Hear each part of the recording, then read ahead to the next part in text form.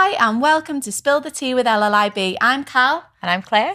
And together we founded the incredible platform that is Leading Ladies in Business, a platform that inspires and supports female business women across the globe.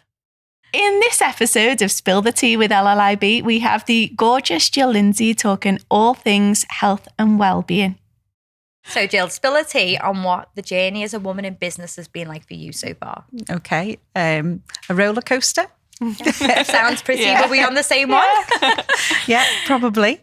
So, I'd left the NHS. So I'd been made redundant after 27 years and decided to retrain. Okay. Eventually. And I retrained as a personal trainer initially. And then Herbalife found me when I was advertising classes for the training. And I was sceptical at first, but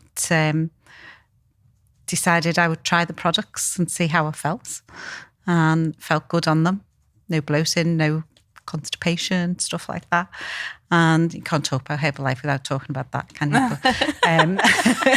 But that all went away, and then I decided I would tag it onto the business that I was doing then. Yeah, so amazing. What did you do in the NHS?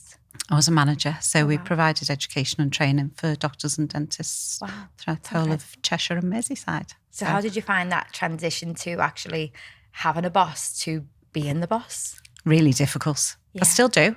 I think it's still hard, and it's probably only recently that I've started to set boundaries in place, because, and funnily enough, I was talking to a colleague the other day, and she'd been digging out all her appraisals that she had from when she was in work and reading through them and going, oh gosh, yeah, that was me. Mm-hmm. Because you almost become a different person.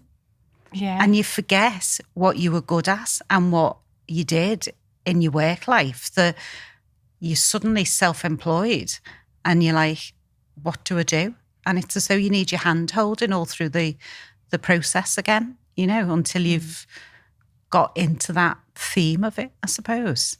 So boundaries was a difficult one for me, because I'd chosen a business really where I could please myself, and if the family came first, the family came first. Yeah. And of course, when you've got your own business, you can't. Your business has to come first if you want to be successful. Isn't that funny how when we do come from a job where we have got a boss to start our own business, we do feel like we're starting from scratch, when actually you put it really, really well when we have conversations about this, Cal, and about transferable skills and things like that. That we're not starting from the very beginning. We're starting with a skill set that we've built over numerous years that we transfer then to a new job. But you're right, and I think women especially very much think that they're starting at the bottom. So they charge, not very much for the service that they've spent 20 odd years honing and building, and that skill set almost becomes invalid because we're not being paid by an employer to do that. And it's a really difficult transition, and something that we've spoken about a lot, isn't it? To so many women over the years, that you're not starting from the very beginning. You're starting, from that skill set that you've already honed over a number of years. Like you've got the foundations, you've got the communication skills, you've got everything you need to be a business owner. Yeah. It's just the confidence and the self-belief that I think that part takes the longest to learn. Absolutely. Yeah. And I think I'm still learning that.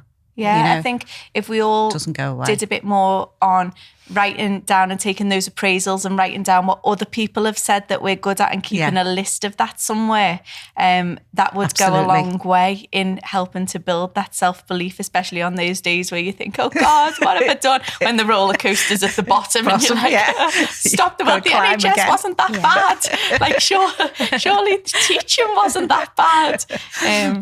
Maybe then we'd all feel a bit more confident. And it's funny because we do that in therapy as well. So I'll say to clients, every day we're too quick to look at what went wrong over what is actually going right. Like, we're too quick as human beings to look at the what's gone wrong, what, you know, something that's making me feel not so great. So at the end of every day, writing down something that you're proud of yourself for, or something that you've done, not something that the kids have done, or something that one of your friends have, something that you've done. If you can't recognize something at the end of every day, I kept my kids alive for the 6 weeks holidays. You know, that's an achievement. But how many of us will be getting through this 6 weeks holidays now and looking at what we didn't do, how many days we didn't go out, how much money we didn't spend on them, you know, how much we didn't do with them, over actually how much time and energy our children and love our children actually received over the summer holidays, and pizzas and chicken nuggets and everything else. Absolutely. But no, it's so right. Yeah. So where on the roller coaster are you at the moment?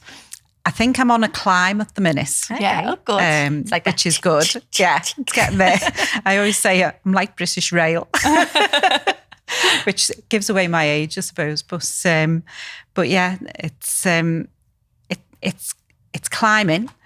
It's just not quick enough for me, because I'm naturally quite an impatient person as well. 100%. I think that's just a Gemini. But things are going okay at the moment. And I've got colleagues who are like, oh, what are you doing? You know, this is going so well. And I'm like, I don't know. Because that's the other thing. We don't always look back and think, well, what did I do differently then that it's now coming up to what happens when it dips again, you know? And I think a lot of the time it's just life. It's seasons, you know? Yeah. I was just about to say then, maybe it's not what did it do, but how was I feeling then? Yeah. Because absolutely. I feel like when I'm feeling good, the business feels good and does good. Yeah. Whereas if I'm not having a great day, then the business won't have a great day because I'm not physically there. And I think that's why scheduling things on them good days is like the best bit of advice we can give a business owner. Yeah. Schedule everything when you're having that, you know, and monitor your month as well. Like monitor when you're having your dips, because as women, we are a roller coaster in itself, aren't we? Yeah, of emotion. So when you are having that high, just jot some things down and schedule some things as you're on the high for the days when maybe you can't think of content or you can't put things out there. Yeah. I love that. So what's your hardest challenge then that you've had to overcome in business? And do you have any advice for viewers if you're still getting over that now, or you're still pushing through it? Like what's your biggest challenge in business? Probably me. Yeah. You know, there's a song about that. In all honesty, it's probably me, because I always expect more of myself all the time. And again, I think it's a female trait. I think we do tend to do that because we juggle things. We're always balancing different things. And I think I'm probably my worst challenge.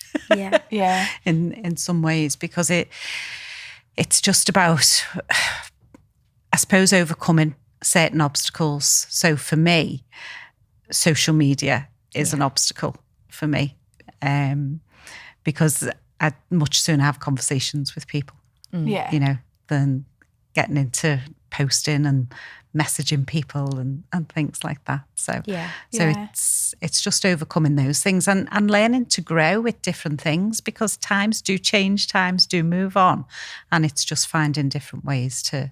Yeah.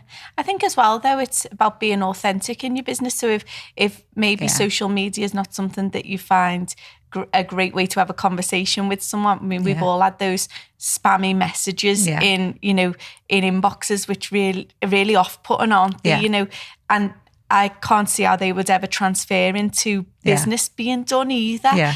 Building relationship is everything, isn't it? You know, and definitely through conversation and genuine conversation, face to face is the way that you do that, then people, your audience, will really respect that and resonate with that. And so I don't think we have to do things that don't sit well with us. No. And I think the more we're told by outside, you know, oh, you need to be doing this and you should be doing, if it doesn't sit right, you won't do that well anyway, because it will feel so uncomfortable that it's not.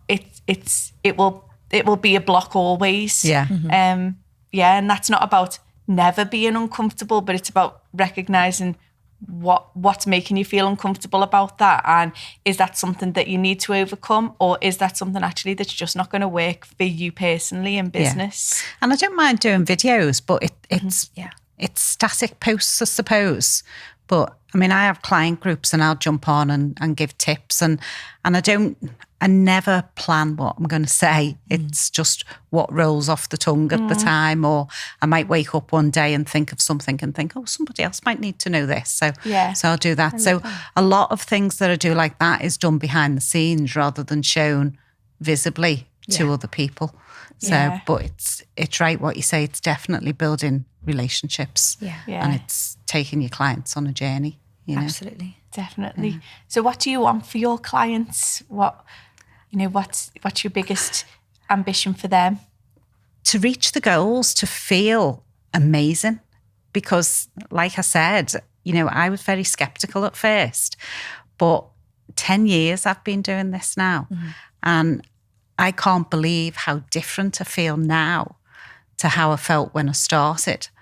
And when I think back to when I first started, like most people, you have your kids and then you want to get rid of the mummy tummy and stuff like that. And I've done different, programs and plans and everything over the years. But one of the pictures I had taken, I'd been a Weight Watchers leader in the past. Wow. And I'd started at Weight Watchers when my youngest was 2. And that picture is, I look at it now and I think that's horrific. And people, when I show it to people, they go, that's not you. Yeah. Because I just look so different, And that was the picture when my mum took it in the September, and I saw it when they were developed. Because we, do you remember? To wait. So for those kids who don't know what develop means, go and ask your mum. And the picture was developed, and I looked and I went, oh no, I've got to do something. And I think it's those moments, and that's what people get. They get a moment where they go, enough's enough, I've got to do something. And that's when I want to take them on a journey. So I want to take them step by step. I'm not the type of person that wants them to rush into a massive weight loss and go on another yo-yo diet. Yeah. It's very much about changing lifestyle and doing it so it fits in around what you're doing and your family. Yeah. Because if it doesn't fit in around that and you don't have that support around you, as well as obviously the support as a coach to support your client, you're never going to achieve it. Yeah. Yeah. It'll always be a far-reaching goal rather than an actual goal that you can achieve, step into and go, wow, what's next? Yeah. Which is what I started to do. I love that. So who's had the biggest influence in your life so far?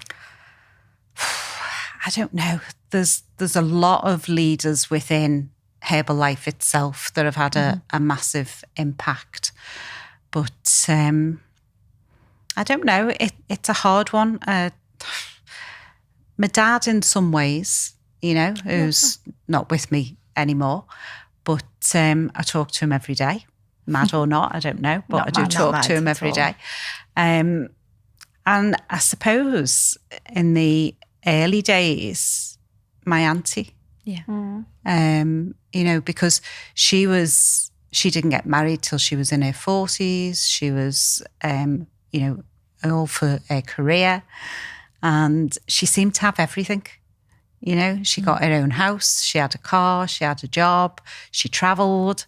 And I suppose just watching that when you're growing up, because my mum was a stay-at-home mum, as mums were in those days, until they got their business. But I think, she was sort of the early influence of seeing that, you can have a job and you can, do and funny, everything. I've never thought of it like that before, but my auntie was very similar. Never wanted children. She got them now, but met her husband much later in life, and bought herself lovely jewellery because why not? And had a lovely car and always drove a lovely car. Had her own house. My nan went and lived with her, but I'd never seen my auntie in that way until you just spoken about yours that way. Yeah. But we need these strong women around us, don't we, to show us that things can look different and that you don't have to conform to the norm, you know, and the standards. Yes, the stereotypical woman standard. Yeah, that's right. Yeah, the more we can water that, filter that out, the better. Break the mold. Yeah. Absolutely. So what goals are you pursuing right now in business or in personal life that you can share with us?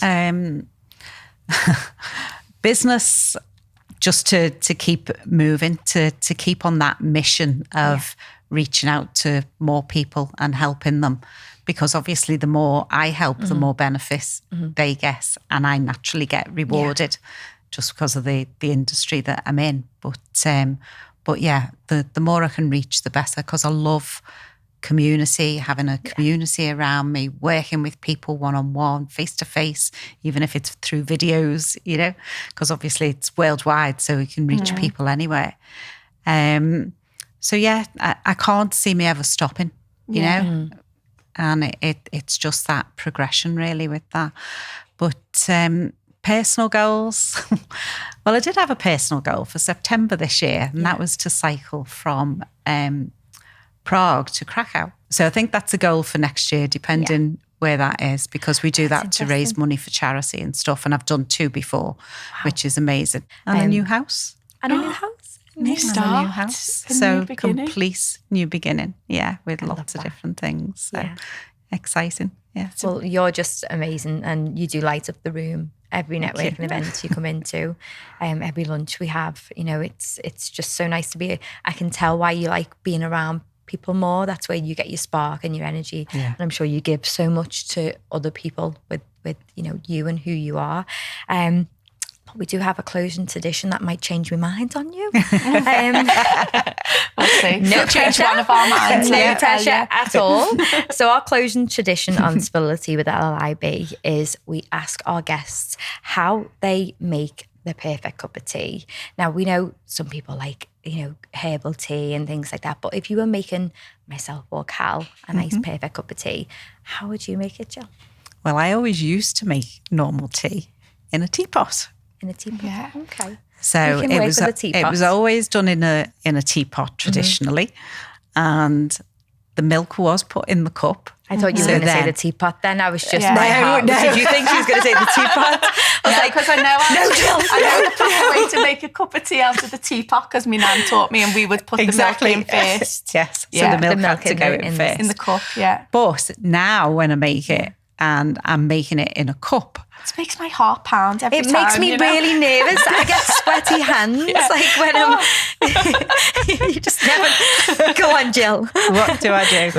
So I would make it in the cup, with the tea bag. I personally don't like strong tea. I don't like normal tea anymore. I can taste the tannin, but because of the way I always used to make it, I would put it in the tea bag, put the water on, and then I would put the milk in. And then I could take and then the tea bag. The tea bag a little hug. Do you if somebody tells me they like it strong, you give but it a because hug. I like it weak, strong people it comes out quite quickly.